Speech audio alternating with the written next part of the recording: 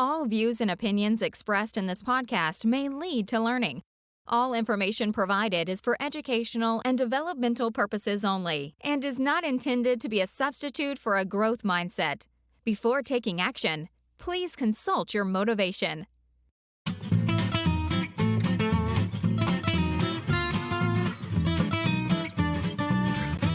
This is the Teacher Talking Time podcast.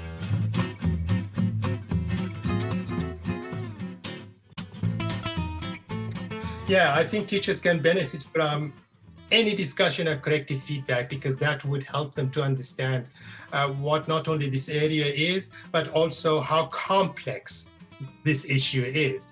And that would also probe them into finding more and more about feedback and learning more about it. And then the more they learn, then the better able they are to make decisions when they are providing feedback. So we cannot tell teachers what kind of feedback they have to provide. Eventually, it is the teacher that has to make a decision whether I have to provide an explicit type of feedback and an implicit type of feedback. And all this research can inform the teachers in terms of making an informed decision when they have to.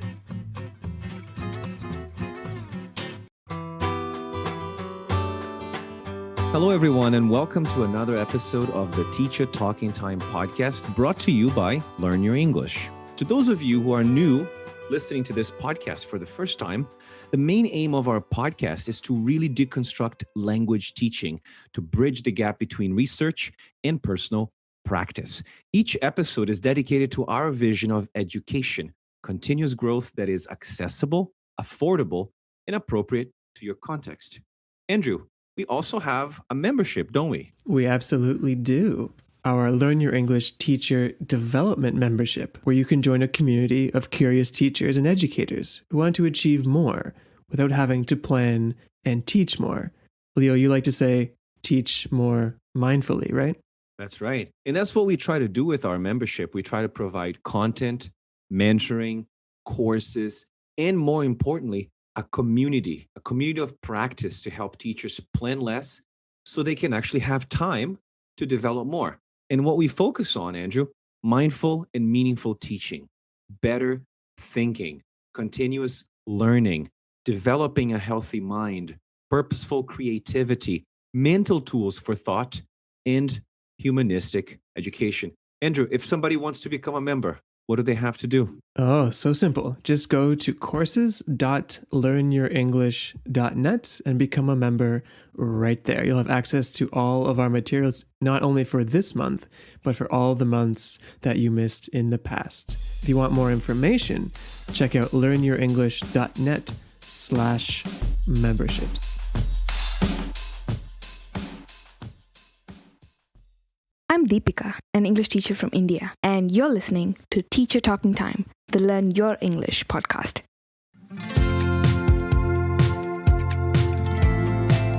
We are thrilled to announce our partnership with Carleton University in Ottawa, Canada, for this podcast series on corrective feedback. A big thank you to Dr. Eva Kartchava and her MA class to produce this interview series, which we know will be a fantastic analysis of corrective feedback and its role in language learning and teaching. This series has 8 episodes focusing on aspects of corrective feedback. Corrective feedback is a crucial area of second language acquisition, and there has been a lot of research done recently to shed light on the role it plays in student learning.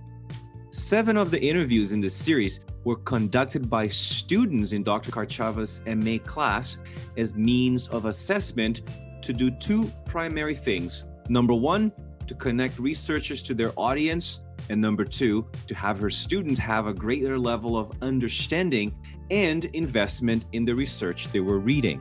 That's right, Leo, and we're excited to provide an outlet for this project and to give not only new voices an opportunity to be heard, but to allow for new podcasting experiences for many. If you or your institution is interested in producing a mini-series, either as a means of assessment or otherwise, please reach out to us at info@learnyourenglish.com.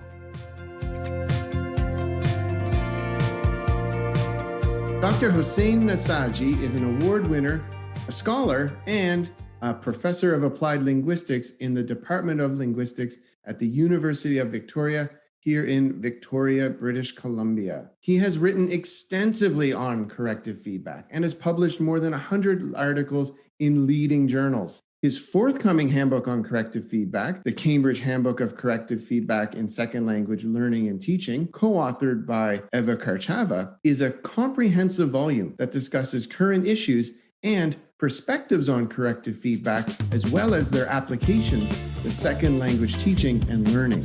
Conducting the interview today are Kelsey Ulrich Verslicken and Lana Haj. Hello, everyone. My name is Kelsey Ulrich Verslicken. My name is Lana Haj Hamid, and we are graduate students at Carleton University in Ottawa in the Applied Linguistics and Discourse Study program. And today we are absolutely thrilled for the opportunity to not only collaborate with Teacher Talking Time podcast and learn your English, but also to be interviewing one of the preeminent scholars in applied linguistics, Hossein Nassaji. Certainly. Hossein Nassaji, we are thrilled to have you joining us in this podcast. It's a pleasure to be here with you, and I'm very delighted for the opportunity too. Absolutely. Thank you so much for joining us. We'd like to start just getting to know a little bit more about you and how you got started in corrective feedback.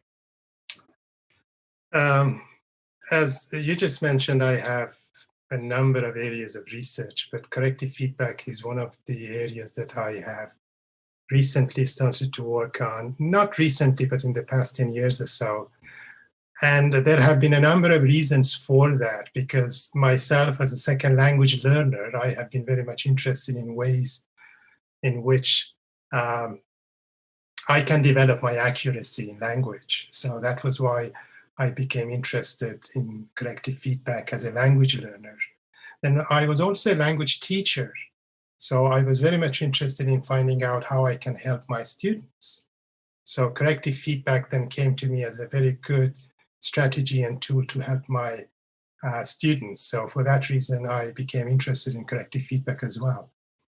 Then I am a second language acquisition researcher. So I am also interested in finding out how second language acquisition occurs and how learning is facilitated. And then I became very much interested in corrective feedback as a means of facilitating second language acquisition. So there are these three main reasons why I'm interested in corrective feedback. Okay, so in your opinion, Hossein, what role does corrective feedback have in second language acquisition? As far as the roles, I would say many roles, or quite a number of roles corrective feedback can play in second language acquisition. One is that corrective feedback can provide opportunities for noticing and attention to language form. And that is something that is highlighted in current theories and research in second language acquisition. And it's considered to be necessary for second language development. It provides opportunities for noticing the gap in knowledge, and also opportunities for noticing what's called the hole in knowledge. I think I do not have time to go into details about these things, but I think noticing is a very important role that corrective feedback plays. It also provides opportunities for interaction and negotiation of meaning, particularly interactional feedback, and when the feedback occurs during interaction and communication. It is essential because from the interactionist perspective, interaction is key to language acquisition. And corrective feedback would provide opportunities for conversational strategies, such as confirmation checks, particularly when it is oral and it is interactive, reformulation, clarification requests, and so on, all of which would signal to learners to repair their communicative problems. So corrective feedback then provides opportunities for interaction and negotiation of meaning. Corrective feedback also provides opportunities for practice, because when students receive corrective feedback, then they correct their forms, their erroneous forms, and then that would provide opportunities for practice, which is considered very important from different theories in second language acquisition, such as information processing theories and also skill acquisition theories. Practice would help convert declarative knowledge to procedural knowledge.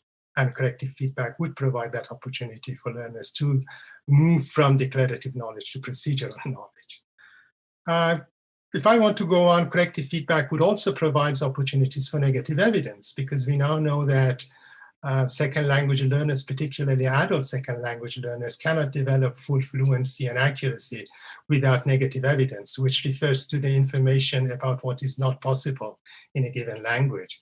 So corrective feedback would provide opportunities for negative evidence. It provides opportunities for output hypothesis, and the role of output is recognized in language acquisition.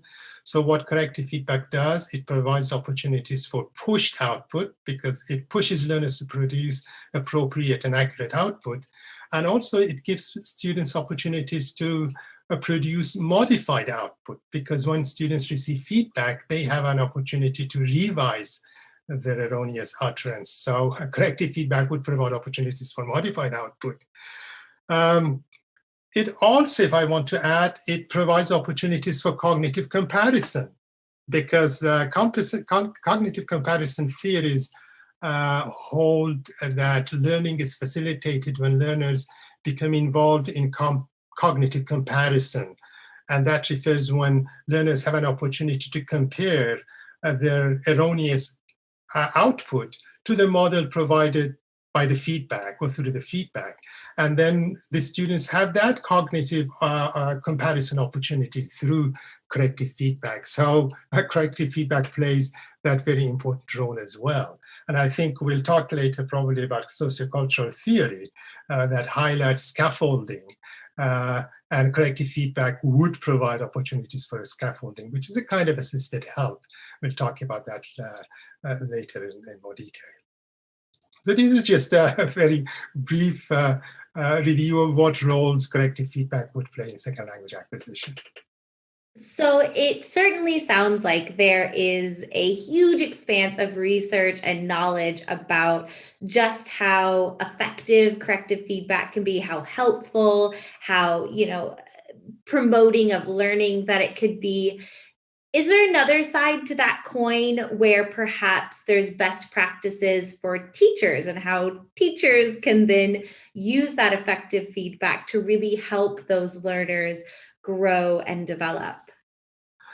I think when we look at research, the first premise is that corrective feedback facilitates language acquisition, and teachers are very much interested in that. And that is not something that teachers are not aware of. So teachers use corrective feedback in the classroom. So that is a kind of like normal in language classrooms. What research is showing now is not only whether corrective feedback facilitates language acquisition, but the different ways in which it facilitates language acquisition.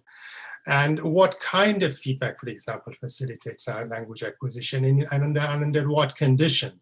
And these are the things that are very helpful for language teachers when it comes to research and theory and on corrective feedback.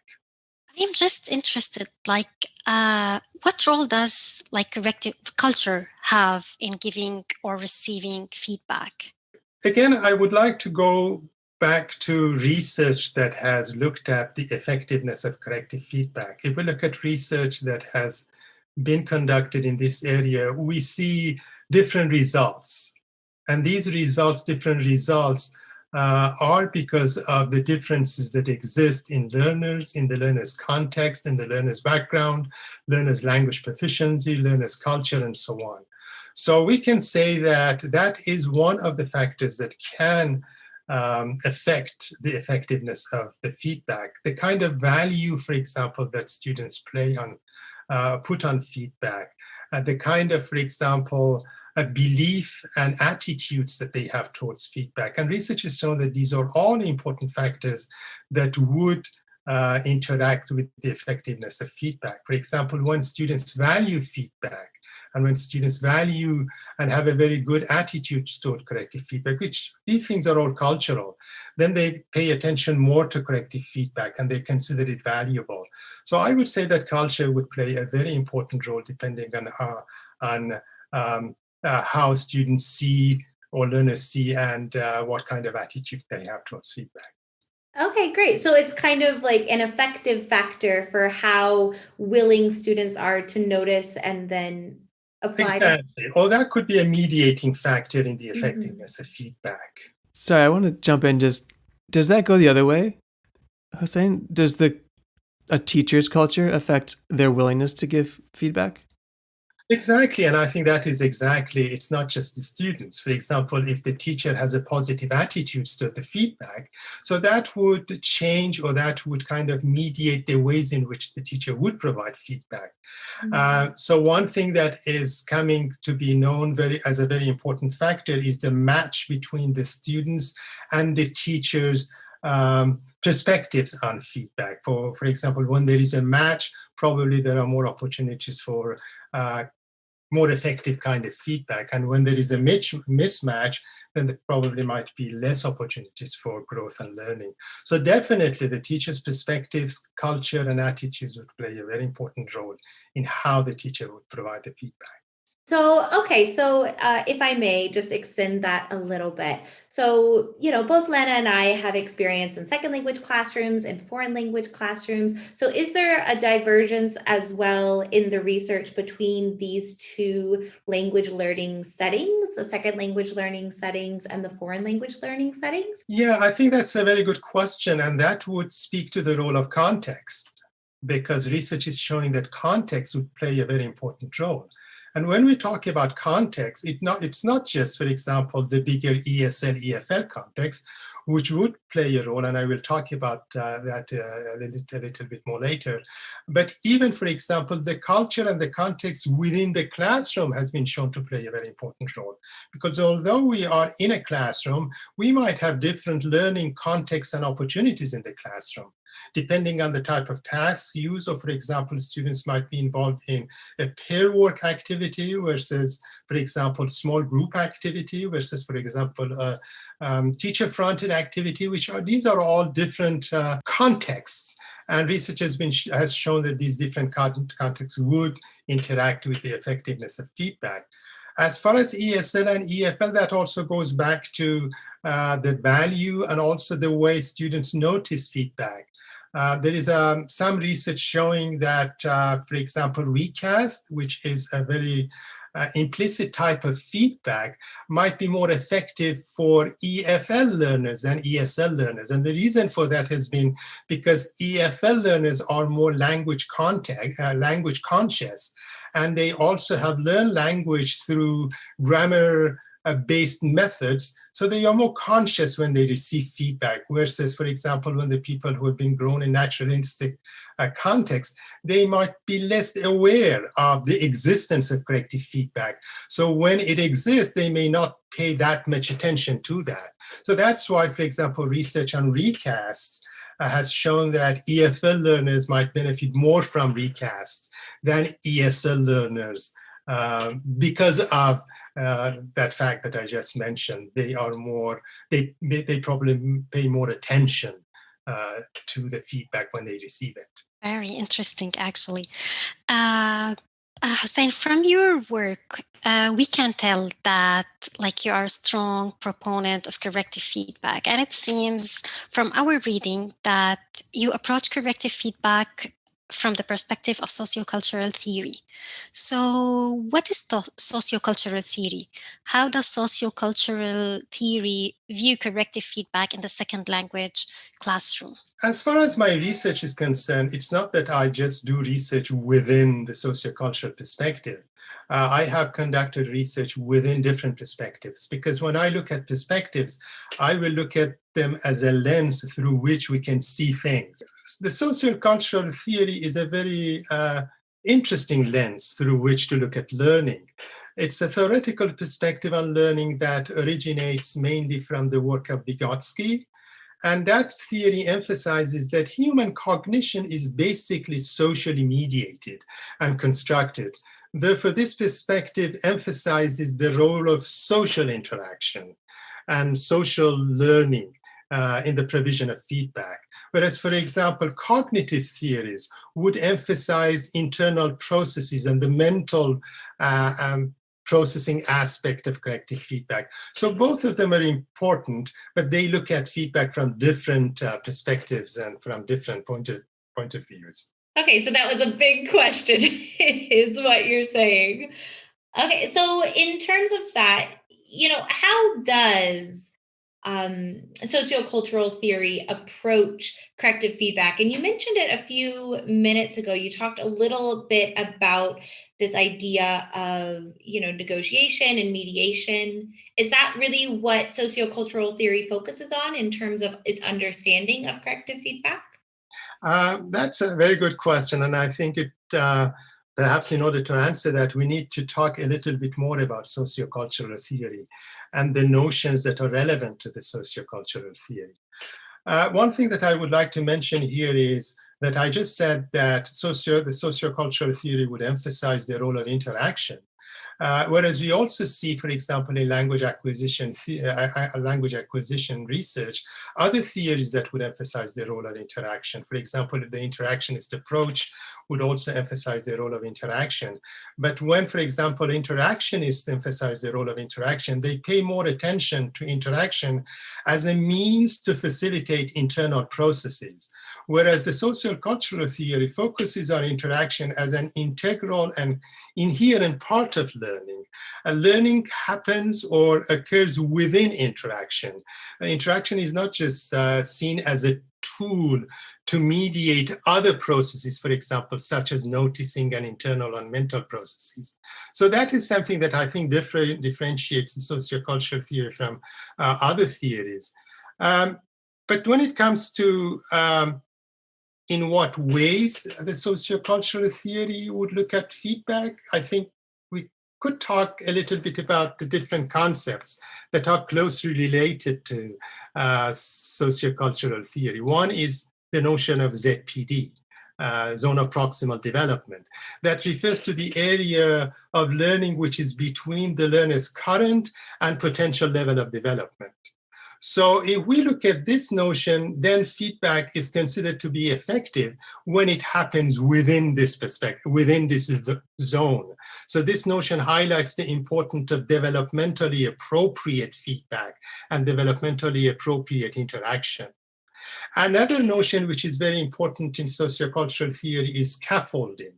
Scaffolding is help, but not just random help. It's a kind of help that is negotiated between the learner and the teacher within the zone of proximal development. From the sociocultural theory, feedback is a kind of scaffolded move rather than sudden and one shot and the teacher would just say something. It is kind of like negotiated. Another important notion which is important in the sociocultural theory is the concept of mediation. Mediation refers to the various forms of physical and symbolic tools and artifacts that helps development. So from this perspective then, feedback is not just something that the teacher provides. Feedback can be provided as a mediation tool by, for example, the computer, by other tools, through tasks. And there are various ways in which feedback can be facilitated. So feedback is considered as a mediating tool. And the mediation can take place by others, by self, by artifacts. So, for example, peer feedback is completely justified within the sociocultural theory. Mediation by others happens in social interaction when language learning is facilitated by interaction with peers or experts such as the teacher or the native speaker. And another final concept that I wanted to talk about, because it's also important, it's the concept of regulation. This has very important implications for how feedback should be provided. Regulation is a form of mediation that conceptualizes learning as a process of moving from object regulation to other regulation to self-regulation. So object regulation is a stage where learners' behavior is controlled by objects. Other regulation is situations where the learner has gained some control over the language form. And self-regulation occurs when the learner becomes skilled and is able to act autonomously. So this notion of regulation highlights a number of important facts and themes in the sociocultural theory and how feedback should be provided. One is that feedback should be gradual.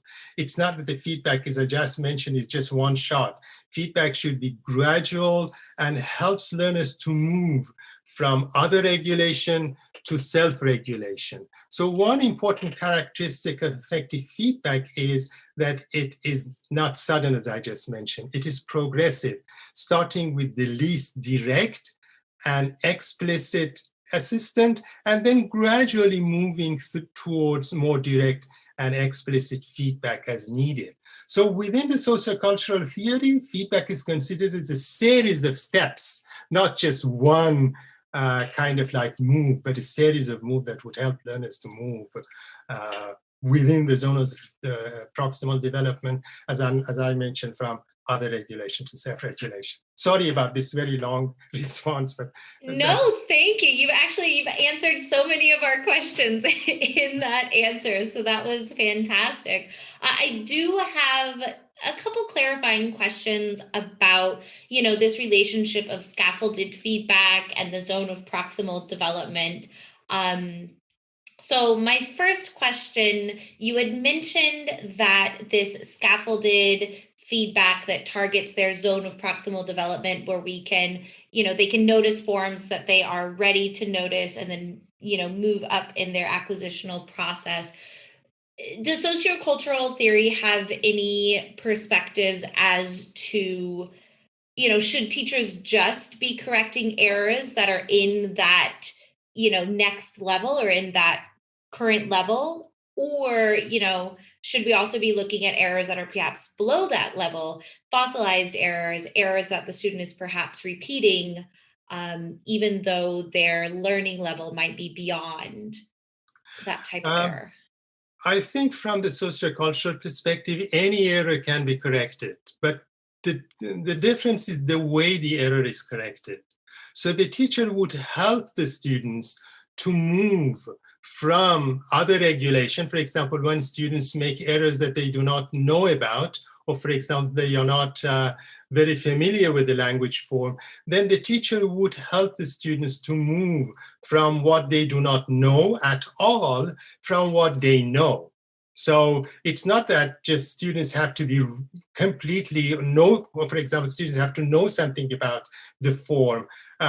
The teacher can also help the students to create that zone of proximal development. And then once that zone of proximal development is created, then the teacher can help the students to move through that by providing appropriate responses to the learner's non-target-like utterances. So all kinds of errors could be corrected within the sociocultural perspective. But as I just mentioned, depends on how, the difference is how the feedback operates and how the feedback is actually provided.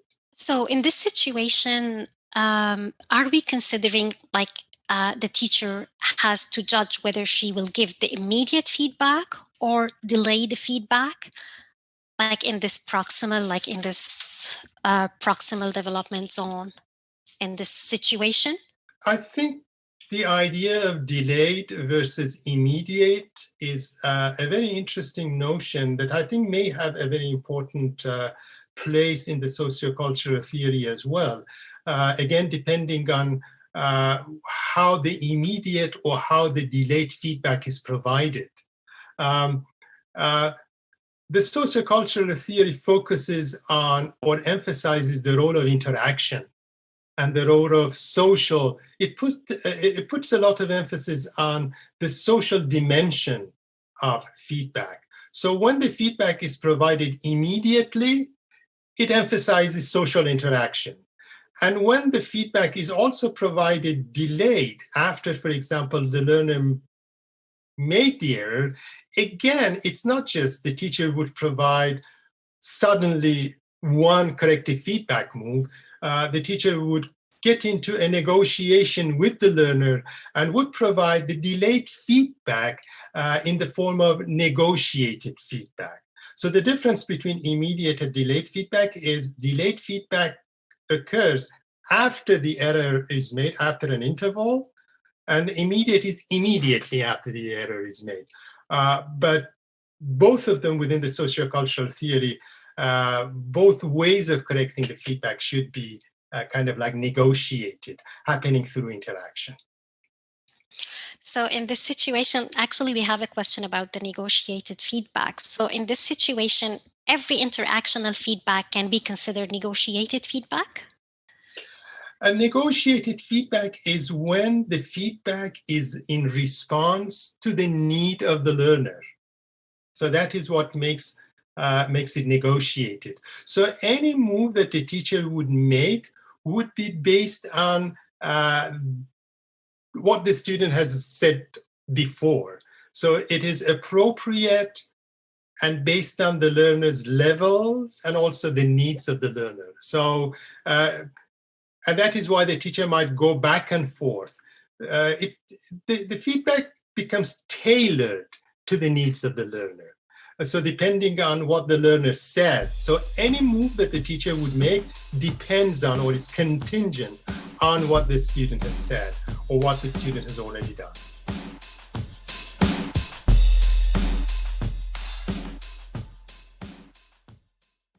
Let's take a quick break. We'll be right back. You know, quality professional development is such an important part of the teaching industry, but it's surprisingly hard to come by. That's why I was so pleased to come across Learn Your English, a company providing online teacher education courses with a fresh perspective. My name is Erin, and I'm an English language teacher. After a decade in the classroom, I found myself teaching the same things in the same way. My learning seemed to have plateaued. I wanted to take charge of my learning, and I really like how the online Learn Your English courses don't prescribe anything. They motivate me to reflect on my teaching and propose tactics and ideas I hadn't considered. If you're a language teacher wanting to learn inside your busy schedule, I highly recommend their online courses on Thinkific. Head on over to lyenetwork.thinkific.com. That's lyenetwork.thinkific.com. Take control of your education. You won't regret it. Hi everyone, my name is Bhavna and I come from Nepal. You are listening to Teacher Talking Time, the Learn Your English podcast. नमस्कार सबैजनालाई, मेरो नाम भावना हो र म नेपाली हुँ। तपाईहरु सुन्दै हुनुहुन्छ Teacher Talking Time, the Learn Your English podcast. So if you'll allow us, we'd like to readjust the topic a little bit. So pulling out of sociocultural theory, even though it's an amazing topic and we're very interested in it, but pulling back into corrective feedback in its own right. We've talked a lot about negotiated feedback and this idea of interactional feedback. We also know that there is oral corrective feedback and written corrective feedback and all of these different types of feedback that teachers can provide to the students. So if you could maybe give us an overview, how are they different? How are they similar? How are they used? How they are similar, they are all corrective feedback. So that's the similarity. The purpose is just to correct errors. So that is one common similarity among them. As the name suggests, oral feedback is oral. It is provided orally. Written feedback is written.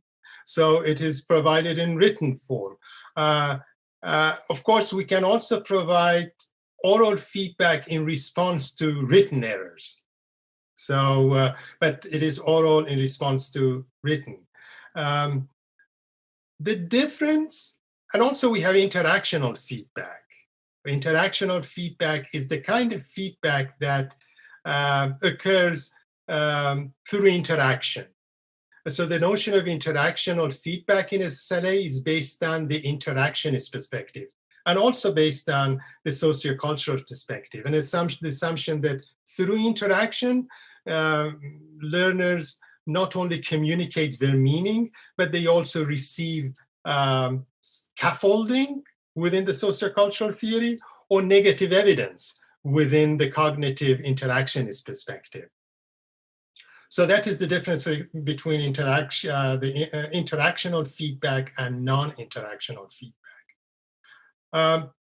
Another difference that might exist between oral feedback and written feedback is that written feedback is typically more delayed than oral feedback. Of course, oral feedback could also be delayed, but written feedback is typically after the learner has made the error. And for that reason, written feedback could be considered to be more delayed than oral feedback. So that's another difference in terms of the between oral and written feedback, which might affect their effectiveness as well. And we can talk about that if you wish later on. Okay, that's really amazing, actually. But since we mentioned the written feedback, lately we have been noticing that written feedback is getting more attention, or more research have been done on written feedback. So what does the research say as to the efficacy of written corrective feedback? If we look at research on corrective feedback, and particularly written corrective feedback, the research started by looking at whether feedback is effective at all. And we probably know, many of us might know the argument in the field made particularly by Truscott that argues that written corrective feedback does not play any role in language acquisition. So a lot of research started to look at whether corrective feedback plays any role. And experimental research started to grow on showing whether corrective feedback plays any role. And this research has consistently been showing that, yes, corrective feedback is essential. Of course, we might find cases where corrective feedback may not play a role, depending on the context and the way it is provided. But overall, in general, corrective feedback has been shown to be a very important way of facilitating language acquisition and also and students' written performance. Later research then started to look at whether there are differences between different types of feedback. So research started to look at, for example, whether in unwritten feedback, whether there is any difference between direct feedback and indirect feedback, when the feedback directly corrects an error versus when the feedback does not correct an error, but just provides clues to the learner, signals to the learner that an error has been made. And that is why it's called indirect feedback. So the research started to look at the differences between and among different types of feedback, direct, indirect, metalinguistic feedback, and so on. And then again, research started to move beyond that, looking at the mechanisms and the condition under which each different type of feedback might be effective. Personally, I think the question of whether there are differences between and among different types of feedback may not be a very good question, because eventually all different types of feedback might be effective depending on the condition in which they are provided. So when we ask what type of feedback is effective, it may not be a very good, I would say, research question. We should look at, for example, the context in which the feedback is effective and the different factors that might mediate with the effectiveness of the feedback and the mechanisms underlying effective feedback and the reason why we see differences in the effectiveness of feedback rather than whether there are differences, because there are differences. So the more interesting question would be why there are differences among the different types of feedback in terms of the effectiveness, and why different learners would respond differently to different types of feedback. So these are very interesting questions that researchers are now exploring. So that's very interesting. That makes me think back to getting written corrective feedback, on my own work going through school, and some teachers would use codes and symbols and all of these different coded messages to give feedback, and some would use words and descriptors. So it really sounds like that's something that people are investigating in terms of written corrective feedback, is this idea of coding and explicitness and directness, and that's very interesting. But it also makes me think about how much feedback researchers are thinking students should get. Like, there's this question of, should teachers be correcting every mistake in written or oral or whatever the case may be?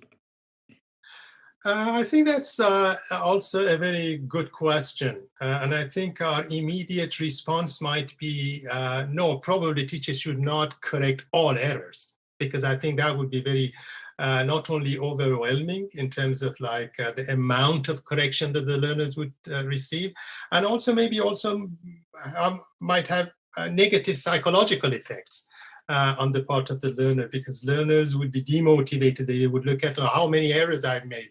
So I think it's always good to be selective in terms of what kind of errors should be corrected and how many errors should be corrected. And I think second language acquisition research is currently providing a lot of suggestions for teachers in terms of what kind of errors should be corrected. For example, errors that might have a root in first language, in the learner's first language, or for example, correcting or prioritizing errors that students may not have opportunities to notice during social interaction.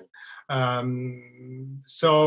for example, errors that might be more frequent. So looking at the frequency of the errors and see what errors students make more frequently and prioritize those errors. So yeah, in response to your question, teachers should be selective, and current research provides lots of suggestions about what kind of errors should be prioritized. Should they be selective or should teachers be selective in the type of feedback that they choose to give? Because, correct me if I'm wrong, but I believe in terms of explicit or implicit, the research leans on the explicit side in terms of being more effective. And Kelsey tried to bring us out of this hole. I'm going to bring us back into the social cultural theory that explicit feedback isn't always received positively by students or by learners. So part of our podcast is to help teachers use the research in their classrooms. So what suggestions would you have for if research suggests one tactic is actually more effective, but that effective might not be as well received by their students? I think although research is showing that overall explicit feedback might be more effective than implicit feedback, this does not mean that teachers should always provide explicit feedback. Teachers should provide feedback, as I just mentioned, depending on what the students need and the level of development. For example, if I make an error that is not an error and it's just a mistake, and the difference between a mistake and an error. Error is systematic. Error is something that I do not probably have any prior knowledge of, the form. But mistake is something that I know the form, but I just made it because my attention was focusing on the content. So here I think I would be offended as a learner if the teacher explicitly corrects me, because if the teacher just gives me an opportunity for self-correction, I would self-correct myself. So here then I think the priority for the teacher is to use implicit feedback, and the kind of feedback that just provides a signal to the learner that you probably need to revise and self-correct yourself. And when the learner would self-correct, then the learner would learn and the learner would be motivated. So no, I think it doesn't mean that the teacher should always provide explicit. Under similar condition, and for example, particularly when the learners do not have any declarative knowledge of the language form, so probably then explicit instruction and explicit feedback might be more effective. When the learners have some prior knowledge, or sometimes the learner might have good knowledge, then perhaps the teacher should try to focus on more explicit type. And that is where the sociocultural theory comes into play and has lots of implications for us, because within that perspective, feedback is not defined in terms of whether it is more explicit is helpful or whether less explicit is helpful. Any kind of feedback would be helpful depending on the level of learners' development and the level at which the learner can appropriate the feedback. I don't know if this is kind of related, but it's like we asked earlier about the immediate or delayed feedback. So I just want to focus more on the effect of timing in corrective feedback. So we all know it's controversial. Like teachers say it should be immediate. Other teachers say that no, delayed feedback is better. So in your opinion, when should teacher correct the students? Immediate or delayed feedback? Which one is more effective? Again, if we want to know which one is more effective, we have to look at research and see which one is more effective. Theoretically, and now if we look at research and also we look at theory, we'll see conflicting views and also conflicting findings. Theoretically, some people would argue that immediate feedback might be more effective than delayed feedback. And the reason for that is because when the feedback is immediate, then it occurs immediately in response to what the learner needs. And then the learners would pay more attention to that and process it more effectively. So they argue that immediate feedback might be more effective. Some other people, on the other hand, argue that no, delayed feedback might be more effective because when the feedback is immediate, then in order for the learners to benefit from the immediacy of the feedback, they have to be able to compare what they said with what they receive. And when the feedback is immediate, learners have to keep both their errors and the feedback within their working memory. And that is a short span. And for that reason, the students may not have a good opportunity to pay attention and to monitor the language form that they have used and the errors that they have made and also the feedback that they have received. So for that reason, delayed feedback might be more effective because students can have more opportunities for monitoring their production and also paying more attention to the feedback and have more opportunity in terms of that cognitive comparison that I just mentioned. So that is as far as theory is concerned. So people have been very much interested in finding out what research would say here, whether corrective feedback when delayed is more effective than when it is immediate. If we look at research, we see for the same reason conflicting or mixed findings. There are studies that have shown immediate feedback is more effective. There are some other studies that have shown delayed feedback is more effective.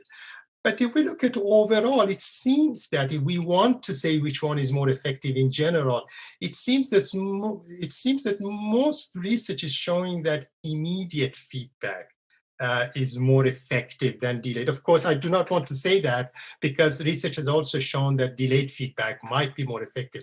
I think it all depends on how it is provided in the context, the learner, the situation, and so on. So I would say to the teachers that they could use both of them as a mediating tool, depending on their objectives, the context. They are doctors, they know what to prescribe, and they are informed, so and make an informed decision without, for example, ruling out the possibility of using one versus the other. I don't know if I have to ask this question, but approximately, like the time, if the teacher decided to take the immediate feedback, just to stop the student and say, no, this is incorrect, you have to say it like that, or how it's supposed to be in this situation, or the delayed. Okay, next week I'm going to tackle all of your mistakes or errors. I'm going to tackle it next week in a specified context of correcting the errors. So I don't know if I have to ask this question, but I just... Yeah, I think as I mentioned, if we look at research and if we want to, for example, make a conclusion out of this research, overall, it seems that research is suggesting that both written feedback and oral feedback, because written feedback can be delayed and more delayed. Naturally and typically, written feedback is more delayed than oral feedback. But again, it can be, the amount of interval might change. For example, very delayed versus just not very delayed. So for example, the teacher might provide immediately a written feedback to a text message that the student has provided. So that is immediate written feedback.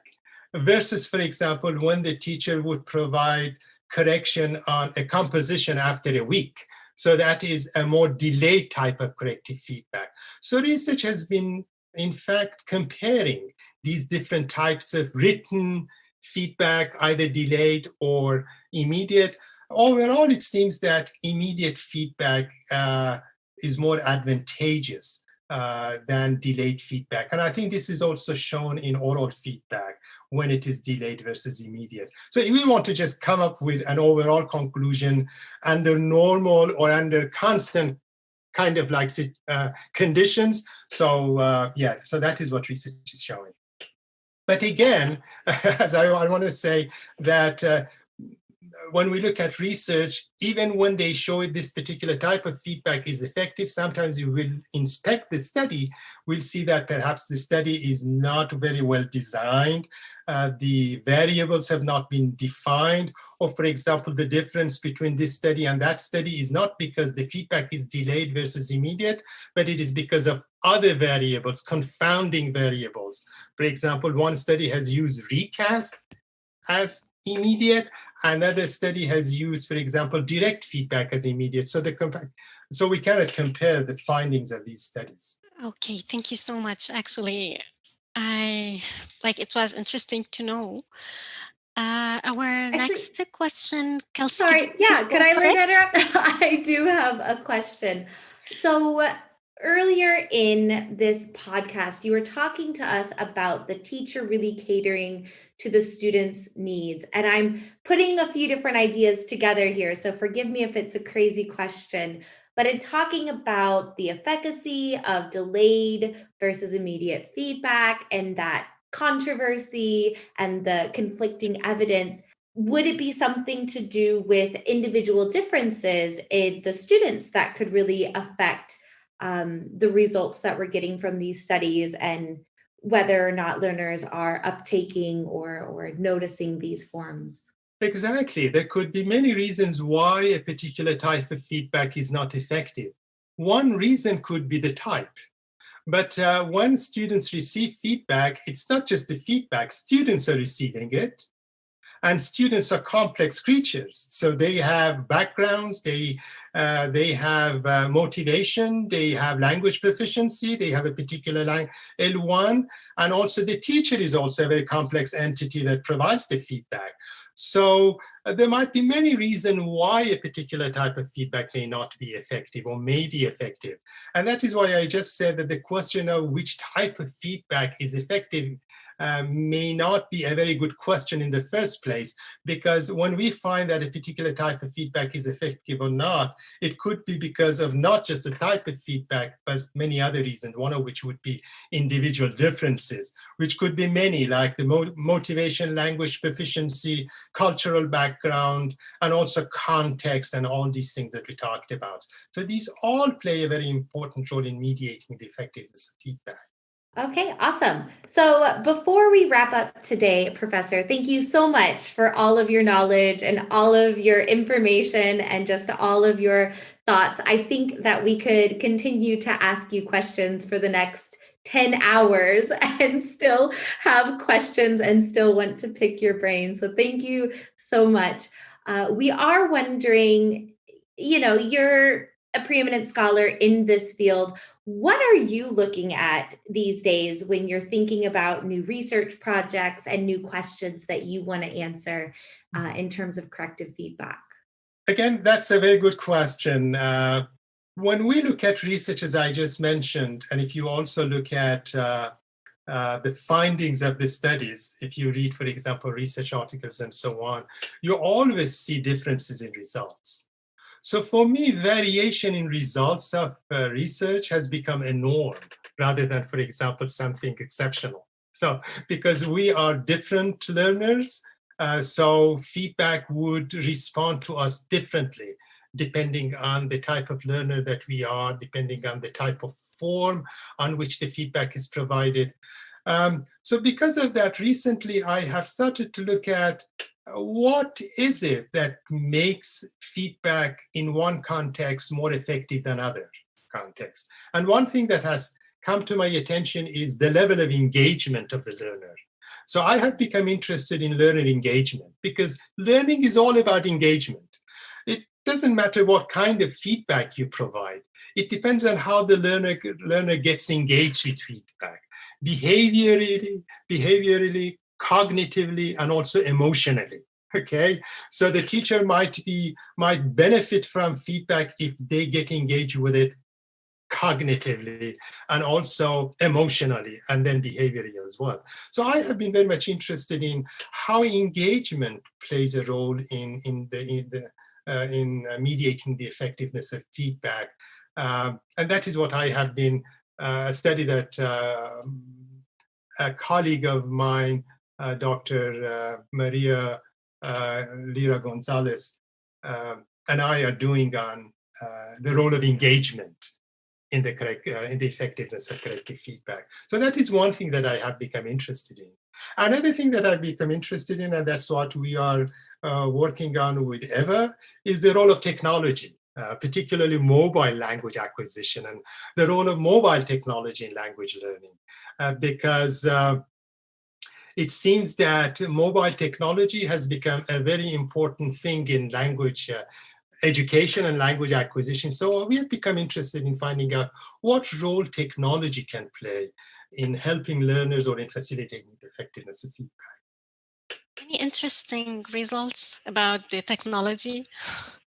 One thing that is very interesting in technology, I think, again, if we look at, if we want to answer, for example, what role technology plays, of course, it plays a very crucial role. But one thing that researchers are interested in and looking at recently, not recently, but they have been looking at, is whether there is any difference between face-to-face feedback and computer-mediated feedback. And research, again, here is showing different results depending on what type of form is targeted, and also what kind of context the feedback is provided in, and also what kind of technology has been used. And again, depending on the feedback, whether the feedback is delayed, whether the feedback is immediate, and all those individual differences that we talked about. So overall, I think technology is something that we should make use of in language acquisition and can be looked at as a very facilitative means for providing corrective feedback and language learning and teaching.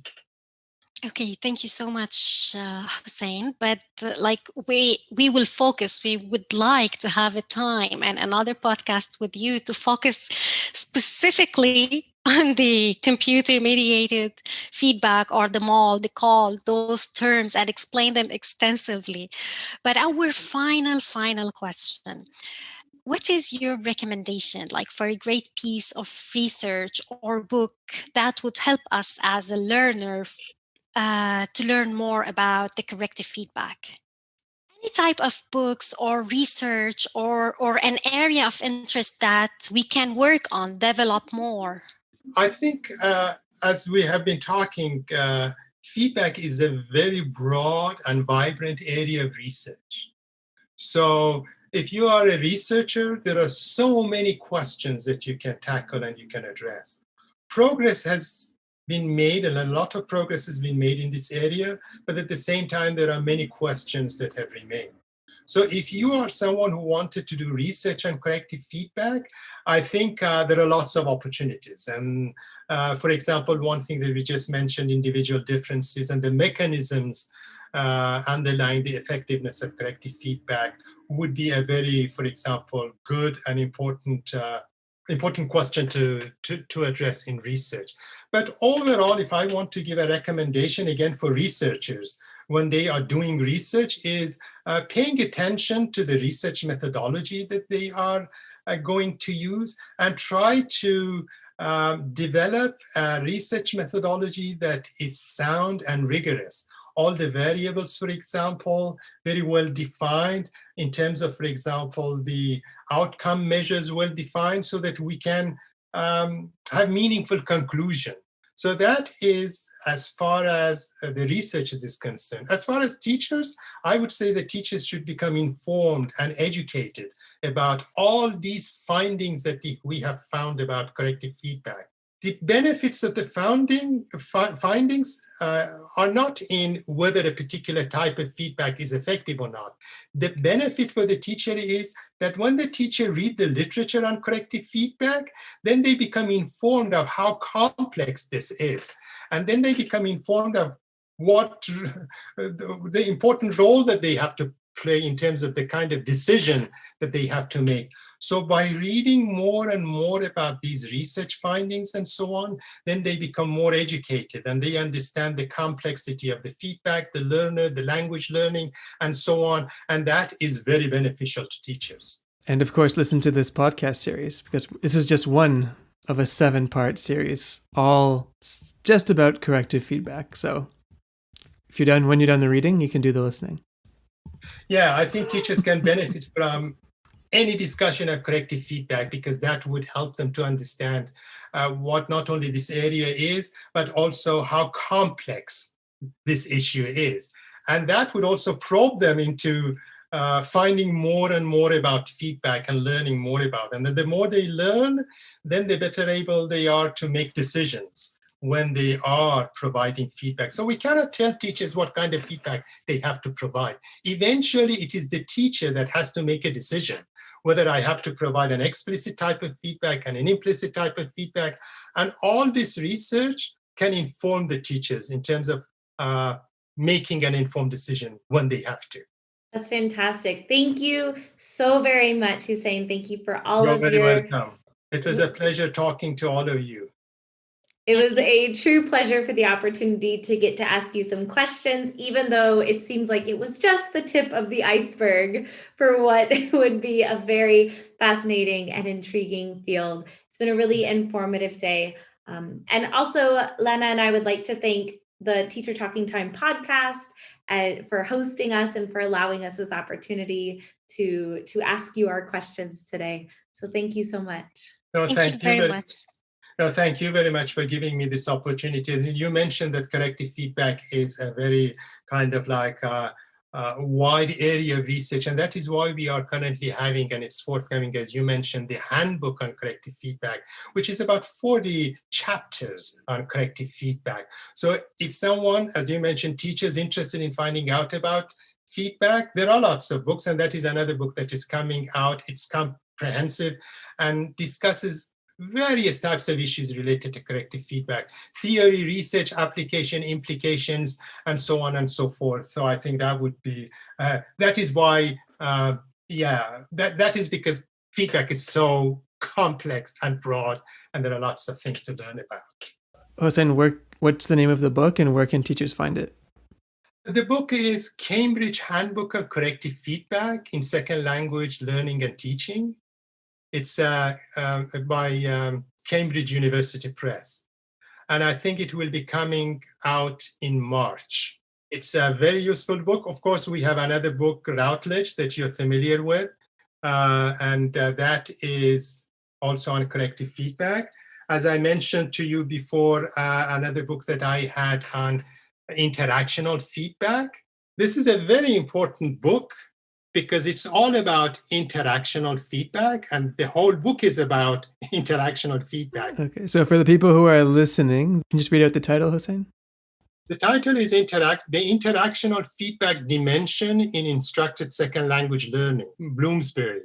That's a very good book in terms of it gives teachers a lot of not only information about theory and research on how to provide corrective feedback during interaction, which is, I think, that's why it's called interactional feedback, but also gives students lots of tips about how to provide feedback in naturalistic language context. So I think that's a very important and a very, very good book that teachers can use as a resource. All right. We will link all of those in the show notes for this episode and on the blog on our website, learnyourenglish.net as well. Hossein, thank you very much. This was fantastic. Thank you. Thank you again for giving me this opportunity. It was a real pleasure. Thank you very much. Thank you. Thank you.